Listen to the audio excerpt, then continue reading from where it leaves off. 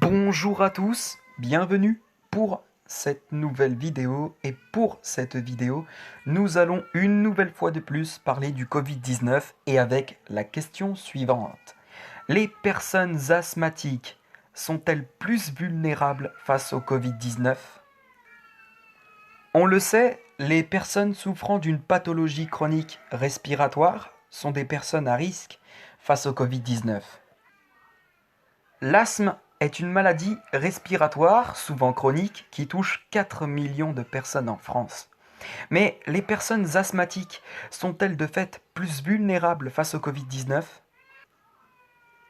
Eh bien, non, ils ne sont pas tous vulnérables face au Covid-19. En fait, tout dépend du niveau de gravité de l'asthme. Cela ne concerne apparemment que les asthmes chroniques sévères, soit la forme la plus grave de l'asthme sur une échelle de 5. C'est en tout cas ce qu'a précisé la Direction générale de la santé. L'asthme sévère concerne environ 60 000 personnes en France et se caractérise par la persistance des symptômes d'asthme de manière quotidienne et ou la survenue d'exacerbations répétées malgré un traitement de fond à dose forte bien suivi.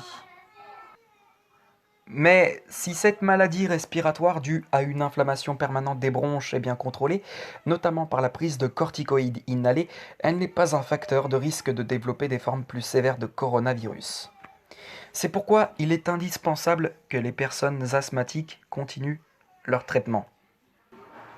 C'est en tout cas ce qu'a rassuré la Fédération française d'allergologie dans son dernier communiqué.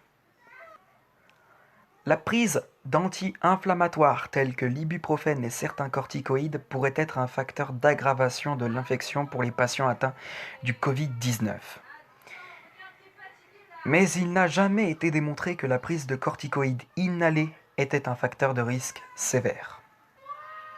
Par ailleurs, la Fédération française d'allergologie recommande aux personnes asthmatiques de bien évaluer la nature des symptômes ressentis, ces derniers pouvant être facilement confondus avec ceux du Covid-19. En effet, les principaux signes d'une crise d'asthme sont la toux, l'essoufflement, les sifflements et l'oppression thoracique. Une infection au nouveau coronavirus peut ainsi potentiellement être confirmée si les symptômes sont différents de ceux habituellement ressentis. Sans compter que les mois de mars et avril sont particulièrement propices au développement de rhinite allergique, conjonctivite et asthme chez les patients allergiques en raison de l'arrivée des pollens d'arbres au nord et au sud de la France. Et bien voilà ce qui conclut cette vidéo, j'espère qu'elle vous aura plu et sur ce, quant à moi, je vous retrouve tout à l'heure pour une prochaine vidéo. Sur ce, je vous laisse et à tout à l'heure.